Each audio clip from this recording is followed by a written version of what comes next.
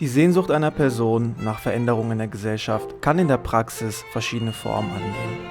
Beobachtet man Toni von der anderen Straßenseite aus, würde die Mehrzahl der Menschen sich der Unwahrheit nähern, wenn sie Toni nicht als liebenswürdigen und robusten Lebenskämpfer mit einer beachtlichen Lebensaufgabe einschätzen. Der Sikand widmet sich jetzt vor dem Workout erst einmal der Zusammensetzung seines Trainingsoutfits, bevor wir preisgeben, was ihn antreibt. Die Farbe der Hoffnung. Ich bin sowieso ein Typ, der sehr, sehr gerne Farbe trägt. Das ist für mich mein Ausdruck meiner Persönlichkeit. Das ist genau mein Style. Da habe ich mehrere jetzt hier mit. Ein blaues noch, eins von Son Goku. Deswegen haben wahrscheinlich auch viele, genau wie ich, angefangen zu trainieren. Das werde ich heute nicht anziehen, weil ich fühle mich noch nicht dementsprechend würdig. Aber wenn ich mich würdig fühle, vielleicht nach dem Training, wenn ich den Pump habe, ziehe ich das mal über. Dazu gibt es auch noch eine kleine Geschichte. Damals hatte ich das mal an, als ich in Köln war, und dann kam da irgendwie eine ältere Frau zu mir, so, die hat mich die ganze Zeit an meinen Schultern rumgefummelt. So. Die hat mich dann mit nach Hause genommen und dann, die Betonung liegt auf Punisher, dann wurde da natürlich, was macht der Punisher? Der Punish. Genau, so schnell kann das gehen, wenn man vernünftige Schultern hat. Die haben mir so viel im Leben erleichtert. Ich sage dir das ganz ehrlich, hätte ich meine Arme nicht, wäre ich nicht so weit, wie ich bin. Markus hat ja auch gesagt, hast du scheiß Arme, siehst du scheiße aus. Mit den Armen wurden mir so viele Türen geöffnet, ohne dass ich überhaupt den Mund aufmachen musste. Ich möchte heute meinen Schulterworkout zeigen und meinen Trizep-Workout, deswegen muss achselfrei angezogen werden. Das ist pure Verschwendung. Ich laufe sowieso grundsätzlich immer nur ohne Ärmel rum. Ich habe kaum T-Shirts. Wenn ich T-Shirts habe, bringe ich die zum Schneider, dann werden die erstmal abgeschnitten. Im Winter dann trage ich darüber Lederjacke und so. Aber am Ende des Tages ist sowieso das T-Shirt entweder aus oder ja, die Ärmel sind ab oder eins von beiden. Selbst wenn Ärmel noch dran waren, wenn ich irgendwie mal feiern gehe, sind die Ärmel am Ende ab. Oder das T-Shirt ist weg und ich muss dann irgendwie so nach Hause gehen. Ne? Tonis Mission besteht aus einem sehr ehrwürdigen Auftrag. Vor über einem Jahrzehnt wurde mit dem Tod einer australischen Bodybuilding-Legende die Stagnation eines Kultes eingeleitet, welcher sich seitdem nicht mehr erholen konnte. Innerhalb dieser Kultgefolgschaft wurde der selbstbewusste, disziplinierte, attraktive, ehrgeizige und freundliche Athlet verehrt. Entwicklungsinteressen, die heute überwiegend fehlen.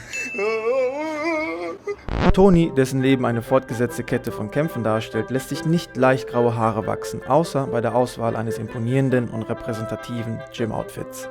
Wir wissen, in allen schweren Verwicklungen der Menschheit wird der missglückte Versuch, die Eitelkeit zu befriedigen, als der wesentliche Faktor zu finden sein. Aber Toni ist nicht eitel, er ist einfach pflichtbewusst, denn ein Sikand muss seinen Kult in einer angemessenen Außendarstellung präsentieren. Was jetzt folgt, ist einer der beachtlichsten sportlichen Leistungen aus der deutschen New Era Fitnessindustrie. Toni versucht, einen Scoop Pre-Workout einfach trocken zu essen. Bitte nachmachen.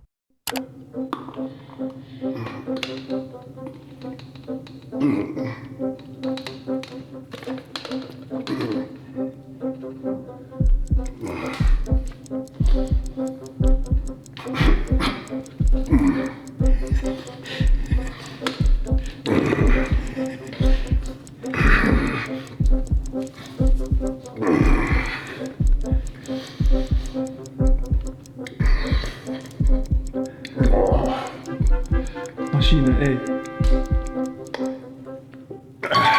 Crank Pump Pro, der fördert halt die gleichbleibende Performance während des Trainings, keine Leistungseinbußen, keine Leistungseinbrüche. Mit dem Code Toni auch mal bei ESN vorbeischauen. Ich mein's wirklich gut mit euch. Wie gesagt, seine Mission ist es, die Sikand-Bewegung zu beleben und wie bei allen anderen großen Lebensaufgaben scheint es empfehlenswert, bei der Ausführung nicht scheiße auszusehen.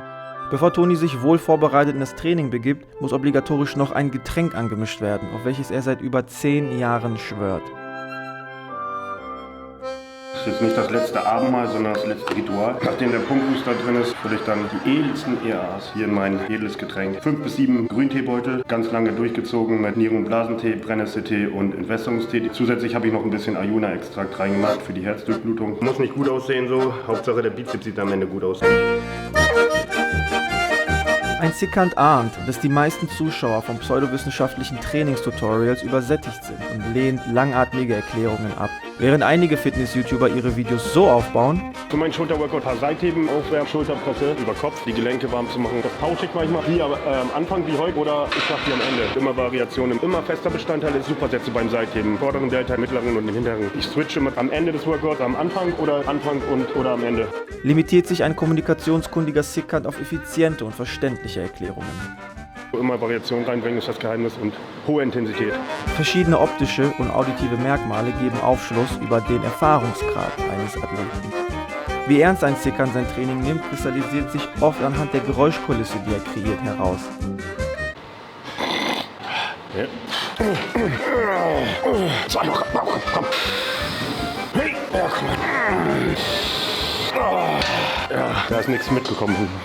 Solange ich nicht seitlich durch die Türen gehe, bin ich vollkommen normal. Das ist das Endziel, aber das dauert noch ein bisschen. Wir müssen die Schultern noch dicker werden. Das habe ich noch einen weiten Weg. Da sie schon vor vielen Jahren ausreichend Wissen in der deutschen Fitnessindustrie angesammelt hat, um als Sportler erfolgreich im Fitnessstudio und in der Küche handeln zu können, fokussiert sich Toni mehr auf Philosophie und weniger auf Wissenschaft. Solange du frontal durch die Türen passt, gibt es noch Potenzial. In Italien, da sind die Türen ein bisschen enger, da ist es manchmal so, dass ich nicht mehr frontal durchpasse. Also dann freue ich mich und dann weiß ich, ich habe gute Arbeit geleistet. Ne? Toni knüpft direkt an mit einem weiteren Kronjuwel aus der Philosophie. Die Birne muss knallrot sein. Irgendwann so aussehen wie Heiko Kalber im Gesicht. Das ist das Endziel. Dann war ich so breit in meinem Leben, dass es am Ende keine Rolle mehr spielt, wie mein Gesicht aussieht. Kann es eigentlich auch einen Toni ohne Muskeln geben? Ja, geht nicht. Den gab's mal, den wird es nicht mehr geben. Es wird nie einen Toni ohne Muskeln und ohne Haare geben. Dafür würde ich sorgen. Was Toni auszeichnet, trotz fehlender Toleranz für Andersartigkeit in der Gesellschaft, bleibt er seinem authentischen Kern treu. Was zeichnet eigentlich einen Toni aus?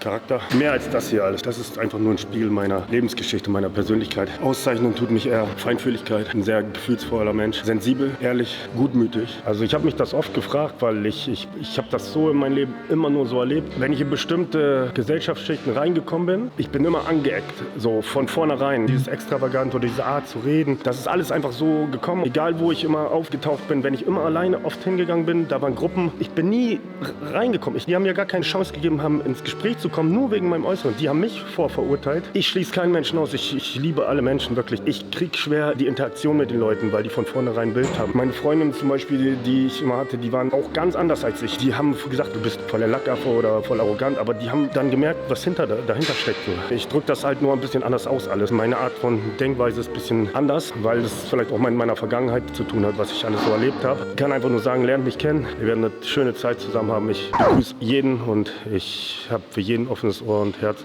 außer wenn ich im Training bin.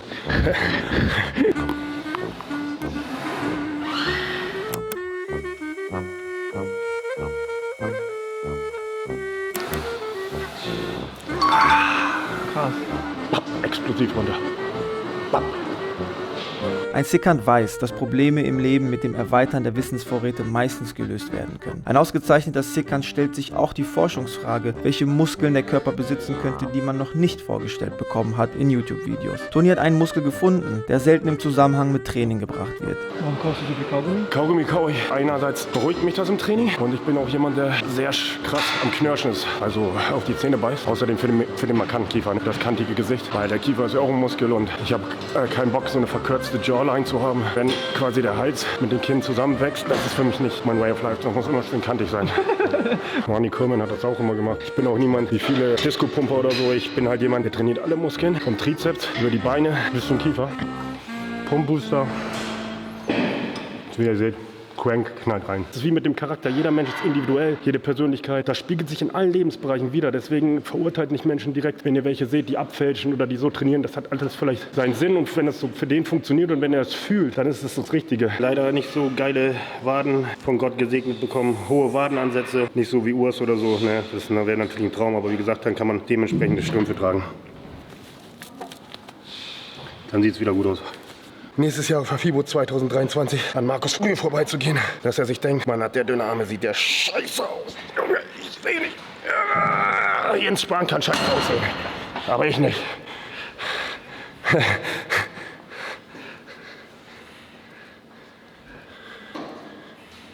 Feierabend. Feierabend.